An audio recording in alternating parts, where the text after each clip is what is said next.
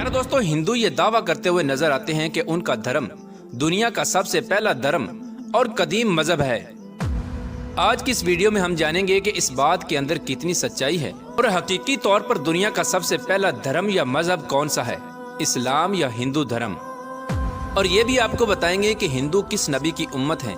इस दुनिया में हिंदू धर्म और बुत परस्ती की इब्तिदा कैसे हुई और ये हिंदू धर्म कैसे वजूद में आया, और इस कायनात की तख्लीक से लेकर आज तक कितने अंबिया कराम को हिंदुओं की तरफ मबऊस फरमाया गया, और आज के दौर के हिंदू हकीकी तौर पर किस नबी की उम्मत हैं, और हिंदुओं के हकीकी पेशवा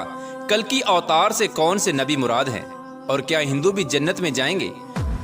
प्यारे दोस्तों, इन तमाम तर सवालात के जवाबात कुरान और हदीस की रोशनी में आज की इस वीडियो में हम आपको बताएंगे, और हम उम्मीद करते हैं कि आज की इस वीडियो को मुकम्मल देखने के बाद आपको मुकम्मल तौर पर इस बात का इल्म हो जाएगा कि दुनिया का सबसे बड़ा और पहला मजहब या धर्म कौन सा है। प्यारे दोस्तों, जब अल्लाह तबारक व तआला ने सबसे पहले इस जमीन को तख्लीक फरमाया और इस जमीन पर जिस इंसान को भेजा उनका नाम हजरत आदम अलैहिस्सलाम है। हजरत आदम अलैहिस्सलाम अल्लाह तबारक व तआला के बरगुज़ीदा नबी और सच्चे मुसलमान हैं। इस तरह इस जमीन पर कदम रखने वाला पहला इंसान मुसलमान हुआ, और फिर अल्लाह तबारक व तआला ने हजरत आदम अलैहिस्सलाम और अम्मा हवा रदी अल्लाह तआला अन्हा से तमाम इंसानों को पैदा किया। हजरत आदम अलैहिस्सलाम के बाद जो दूसरे नबी इस दुनिया के अंदर जलवागर हुए वो हजरत आदम अलैहिस्सलाम की औलाद में से हजरत शीस अलैहिस्सलाम हैं। उनको भी अल्लाह तबारक व तआला ने नबूवत और इस्लाम से सरफराज फरमाया था। प्यारे दोस्तों, आपको बताते चलें कि हजरत शीस अलैहिस्सलाम के दौर से ही कुफ्र और शिरक की इब्तिदा हो चुकी थी, लेकिन बाकायदा तौर पर बुत परस्ती का आगाज नहीं हुआ था। हजरत शीस अलैहिस्सलाम के बाद अल्लाह तबारक व तआला ने हजरत इदरीस अलैहिस्सलाम को नबूवत अता फरमाई। हजरत इदरीस अलैहिस्सलाम का जमाना वो जमाना था जिसके अंदर बाकायदा तौर पर बुतों को बनाया गया और बुत परस्ती का आगाज किया गया। प्यारे दोस्तों, अब सवाल ये पैदा होता है कि जब दुनिया की इब्तिदा ही इस्लाम से हुई तो फिर आखिरकार बुतों को किसने बनाया और बुत परस्ती का आगाज किसने शुरू किया। इसके बारे में रिवायात में आता है कि हजरत इदरीस अलैहिस्सलाम की औलाद में से चंद लोग ऐसे थे जो अल्लाह तबारक व तआला का बहुत ज्यादा कुर्ब रखते थे, और वो अल्लाह तबारक व तआला के बरगुज़ीदा बंदे और वली थे, जिनके पास लोग बहुत शौक और मोहब्बत से आया करते और अल्लाह तबारक व तआला की इबादत और जिक्र व अज़कार में मशगूल रहा करते थे। जब लोग इन औलिया कराम के साथ बैठकर अल्लाह तबारक व तआला की इबादत करते तो उनको इबादत के अंदर बहुत ज्यादा सुकून और लज्जत महसूस होती और अल्लाह तबारक व तआला की रहमतें उन पर नाजिल होती। ये अल्लाह तबारक व तआला के नेक बंदे जिनकी तादाद तकरीबन 5 बताई जाती है, जिनका नाम वद, स्वा, यगूस, याऊक और नसर था। जब तक ये लोग जिंदा थे तो लोग इनके पास आते और अल्लाह तबारक व तआला की इबादत में बहुत ज्यादा मशगूल रहते। जब ये लोग दुनिया से चले गए तो लोगों की इबादत में कमी आना शुरू हो गई और लोग अल्लाह तबारक व तआला के रास्ते से दूर होने लगे। इनके पास बैठने वाले लोग इबादत से दूर होने लगे और हर वक्त इनके गम में मुब्तला रहने लगे, और एक दूसरे से ये शिकायत करने लगे कि उन नेक बंदों के दौर में इबादत में जो लज्जत हासिल होती थी अब वो लज्जत हमें हासिल नहीं होती। इस तरह शैतान ने जब इन लोगों के ईमान की कमजोरी को देखा तो शैतान ने मौका गनीमत जानकर उन पर कड़ा वार कर दिया। एक दिन शैतान एक बूढ़े की शक्ल में उनके पास आया और उन लोगों से कहने लगा कि अगर तुम लोग चाहते हो कि तुम लोगों को इबादत के अंदर उसी तरह लज्जत हासिल होने लगे और उन मरने वाले लोगों की कमी भी महसूस ना हो, तो मैं तुम लोगों को एक ऐसा रास्ता बताता हूँ जिससे उन लोगों की कमी भी महसूस नहीं होगी और इबादत के अंदर लज्जत भी उसी तरह हासिल होगी। चुनाचे इस तरह शैतान ने उन लोगों को यह मशवरा दिया कि उन मरने वाले लोगों के बुत बनाए जाएं और उन पर उनके लिबास डाल दिए जाएं और उनको अपनी इबादत गाहों में रख दिया जाए और उनके सामने खड़ा होकर अल्लाह तबारक व तआला की इबादत की जाए। इस तरह इबादत करने से उन लोगों की कमी भी महसूस नहीं होगी और अल्लाह तबारक व तआला की इबादत करने में लज्जत भी हासिल होगी। चुनाचे लोगों को शैतान का ये मशवरा बहुत पसंद आया। शैतान ने उन मरने वाले लोगों के बुत बनाए और इबादत गाहों के अंदर रख दिए। इस तरह लोग अपनी इबादत गाहों में जाते और उन बुतों के सामने खड़े होकर इबादत करते। शुरू में लोग अल्लाह तबारक व तआला की इबादत करते, फिर आहिस्ता आहिस्ता ये लोग उन बुतों को सलाम करके और उनके हाथ पांव चूम कर वापस आ जाते। इस तरह जमाना गुजरने के साथ साथ शैतान ने लोगों को इस कदर गुमराह कर दिया कि लोग अल्लाह तबारक व तआला की इबादत को छोड़कर सिर्फ उन्हीं को सजदा करने लगे और अल्लाह की इबादत करने की बजाय उन बुतों की पूजा करके घर वापस आ जाते। प्यारे दोस्तों, इस तरह हजरत आदम अलैहिस्सलाम के अजली दुश्मन ने दुनिया के अंदर सबसे पहले बुतों को बनाया और बुत परस्ती की बुनियाद रखी और लोगों को अल्लाह तबारक व तआला की वहदानियत से दूर करके बुतों की पूजा करने के अंदर मुब्तला किया। और आहिस्ता आहिस्ता ये बुत परस्ती इतनी आम हो गई कि हर नबी के दौर में लोग इस कुफ्र और शिरक में मुब्तला हुआ करते थे और अल्लाह तबारक व तआला ने अपने बेशुमार अंबिया कराम को इन बुतों की पूजा करने वाले लोगों की तरफ मबऊस फरमाया और उनको अल्लाह तबारक व तआला की वहदानियत की तरफ बुलाया और अल्लाह तबारक व तआला की इबादत करने का हुक्म दिया। इस तरह अल्लाह तबारक व तआला ने बुत परस्ती के हर दौर में अपने अंबिया कराम को मबऊस फरमाया। इस रुए जमीन पर अल्लाह तबारक व तआला की तरफ से भेजे हुए कमोबेश 1,24,000 अंबिया कराम तशरीफ लाए और हर नबी ने अपने दौर में पाए जाने वाले बुत परस्तों को इस बुत परस्ती से मना किया और अल्लाह तबारक व तआला की वहदानियत की तरफ बुलाया। प्यारे दोस्तों, बात करते हैं कि आज के दौर के हिंदू किस नबी की उम्मत हैं और इन हिंदुओं के आखिरी पेशवा कल्कि अवतार से कौन से नबी मुराद है। प्यारे दोस्तों, अल्लाह तबारक व तआला ने हर कौम की रुश्द व हिदायत के लिए अंबिया कराम को भेजा। जिस तरह के अल्लाह तबारक व तआला कुरान पाक में इरशाद फरमाता है कि मैंने हर कौम की तरफ नबी भेजा। कुरान पाक की इस आयत से बाखूबी अंदाजा लगाया जा सकता है कि अल्लाह तबारक व तआला ने हर दौर में हर कौम की तरफ अंबिया कराम को भेजा। तो फिर हिंदुस्तान कैसे नबी से महरूम रह सकता है और हिंदू लोग किस तरह किसी नबी की उम्मत नहीं हो सकते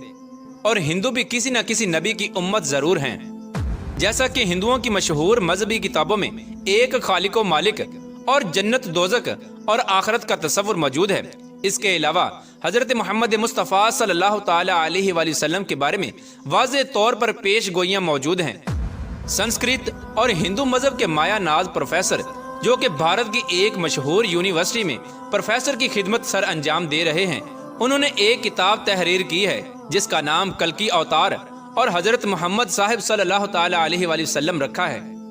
इस किताब की तहरीर के बाद पूरे भारत के अंदर तहलका मच चुका है और इस किताब का कई जुबानों में तर्जमा भी किया जा चुका है, जबकि हिंदुओं के बड़े बड़े पंडित भी इस किताब को झूठा साबित नहीं कर सके। इस किताब के अंदर उस प्रोफेसर ने उन तमाम तर पेश गोइयों को यकजा कर दिया जो कि हिंदुओं की मुकद्दस किताबों में अल्लाह तबारक व तआला के आखिरी नबी हजरत मोहम्मद मुस्तफ़ा सल्लल्लाहु ताला अलैहि वसल्लम के बारे में लिखी हुई थी। प्यारे दोस्तों, आपको बताते चलें कि हिंदुओं का ये अकीदा है कि बुराइयों के खात्मे के लिए 10 अवतार यानी पैगंबरों ने इस दुनिया में आना है, जिनमें से 9 अवतार यानी पैगंबर पिछले 3 युग यानी अदवार में आ चुके हैं और अब आखिरी दौर में यानी कल युग में कल्कि अवतार यानी आखिरी नबी ने आना है। जबकि हिंदुओं का यह अकीदा है कि जिस दौर के अंदर उस कल्कि अवतार ने आना है वो कई हजार साल पहले शुरू हो चुका है और दुनिया के तबाह होने तक यही कल युग यानी दौर रहेगा। इसलिए हिंदू अब उस कल्कि अवतार या आखिरी मसीहा के मुंतजिर हैं जिसकी खबर उनकी तमाम मुकद्दस किताबों में दी गई है।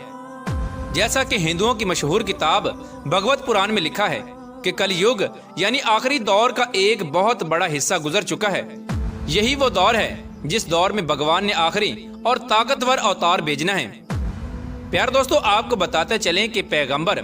और अवतार 2 अलग अलग अल्फाज हैं, लेकिन इनके माना एक ही हैं, जिसका तस्वुर हिंदू मजहब में मौजूद है। भगवत पुराण के श्लोक में कल्कि अवतार यानी आखिरी पैगंबर की जाए पैदाइश, खानदान और वालदैन के बारे में कुछ यूं लिखा है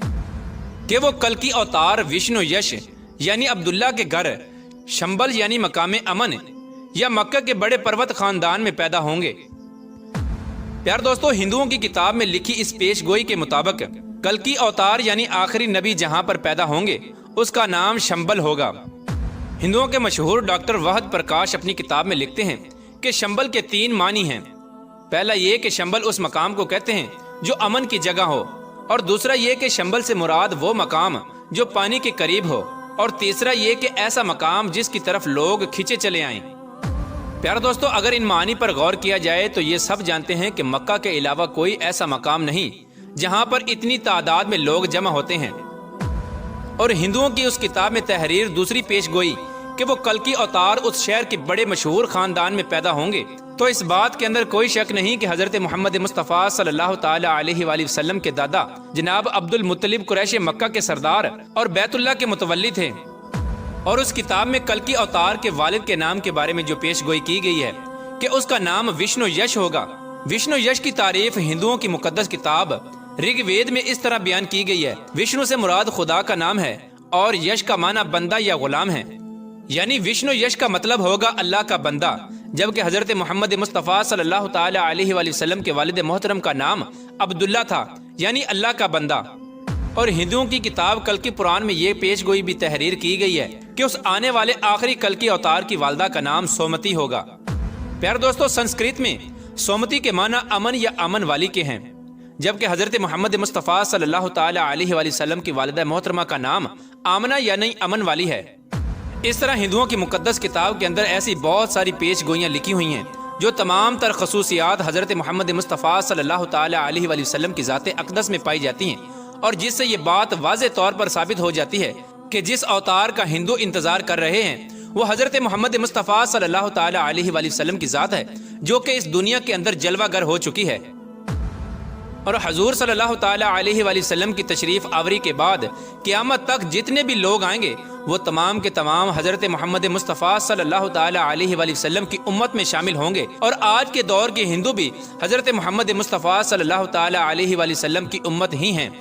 اب قیامت تک آنے والا ہر انسان جو بھی حضرت محمد مصطفیٰ صلی اللہ تعالی علیہ وآلہ وسلم پر ایمان لے آئے گا وہ مسلمان قرار پائے گا، اور جو ایمان نہ لائے گا وہ کافر قرار پائے گا، لیکن وہ حضور صلی اللہ تعالی علیہ وآلہ وسلم کی امت میں شامل ہی ہوگا، اور قیامت کے دن اس کو حضور صلی اللہ تعالی علیہ وآلہ وسلم کی امت میں ہی اٹھایا جائے گا۔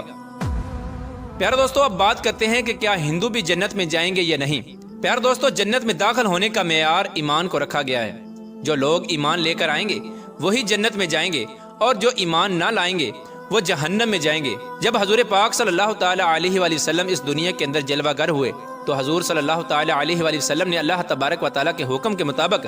اللہ تبارک و تعالیٰ کا یہ پیغام تمام دنیا تک پہنچا دیا کہ اللہ تبارک و تعالیٰ ایک ہے، اس کے علاوہ کوئی عبادت کے لائق نہیں، اور بے شک میں اللہ تبارک و تعالیٰ کا سچا نبی ہوں۔ جو بھی حضور صلی اللہ تعالی علیہ وآلہ وسلم پر ایمان لے کر آئے گا اور اللہ تبارک و تعالیٰ کی وحدانیت پر ایمان لائے گا وہ جنت کا مستحق قرار پائے گا، اور جو اللہ تبارک و تعالیٰ کی وحدانیت کو ٹھکرا دے گا اور حضور صلی اللہ تعالی علیہ وآلہ وسلم کی ذات اقدس کو آخری نبی تسلیم نہیں کرے گا وہ ہمیشہ ہمیشہ کے لیے جہنم کا ایندھن بن جائے گا۔